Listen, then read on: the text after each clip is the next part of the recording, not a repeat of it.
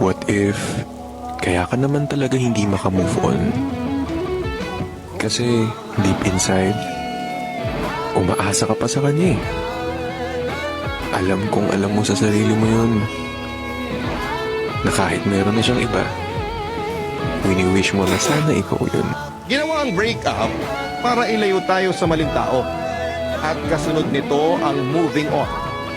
Para tulungan mo ang sarili mo na maging handa sa pagmamahal na tatanggapin mo